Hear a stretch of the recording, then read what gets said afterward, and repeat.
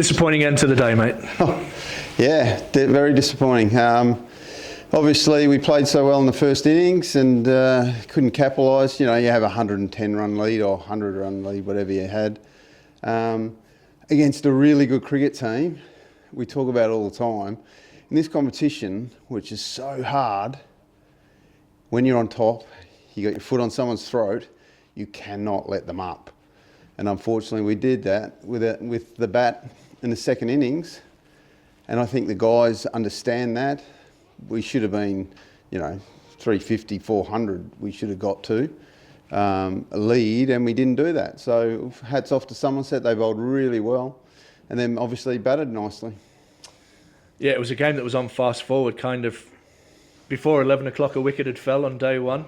So if we go back to that, missed opportunity is probably the way that I'll look at it. Highest score of 52, but a lot of starts for the lads in that first innings. Yeah, and that's the thing. We always talk about getting the balance right between fearless and reckless. And that's the way we've played ever since I've come to the club. But you've got to get the balance right. And there were dismissals there that were reckless. And again, the pitch was nipping around a bit, which, it's day one of a county championship game. You expect it to nip around. And I just wonder if we thought we needed to go hard to try and offset them and try and hit them off their line, a little bit like what Notts did to us really on day one of the game before. But, you can't assess where you're at in the game, obviously, until both teams batted on the pitch. And, to come out and bowl so well was really impressive. But like you say, I think it's an innings for us. Our currency is hundreds. When blokes get a start, they've got to go on and really, drive it home, so to speak. So 277, we actually made that into a good innings by a fantastic bowling performance led by young Mitchell Colleen. Yeah, can't be prouder of Mitch. You get the call up on debut, and he's had his frustrations throughout the year, but he was given the opportunity and he grabbed it with both hands, and he really used the conditions nicely, and took his 5 wickets, which taking 5 for on debut is fantastic. And I think everyone chipped in, which was a really impressive bowling performance, considering again it's another different bowling attack that we've had to piece together, and that they stood up manfully and did a fantastic job. You talk about manfully, we'll cover that again a little bit later on for our bowling attack in the second innings. But having a 105 lead, and I heard you talk before the game around not having an hour off, not taking a session off, because that's when you can lose games. And I'm not blaming anybody, but being 2 down really early, Somerset seemed to grab some real momentum in that second batting innings for us. Yeah, 100%. And the guys understand that. We just had a long conversation about it, and I hate having meetings when you lose because, everyone's sad and emotional. But, guys put their hands up and spoke about that. And, our batsmanship has to be better under those circumstances. It's a time where, we say it all the time, we have to absorb pressure. And when you absorb pressure, you absorb it, and then you start giving it back. But you got to make sure the time is right. And, like you say, we were 2 wickets down so quickly, and then 3 down, and we just kept losing wickets. And I think that really, when you look at our innings, it was pretty poor. And then we come to one of the big talking points of the game, Cody Yusuf's concussion call. He was struck. When did that kind of come to light? Was it the next day he kind of woke up a bit groggy? Well, yeah, he, obviously he gets tested when he got hit, and Susan Dale was always all over it, making sure he's okay, and he felt okay. And he came the next morning and we checked him, and he said he was okay then as well. But once he started running around the next day, that's when you start to feel the effects. And, he, after the innings completed, he sort of came to us and said, I don't feel quite right here. And of course we went through the whole test again, and we felt that, his concussion was starting to set in. And of course player care comes number one for us and for everyone. So he was subbed out of the game.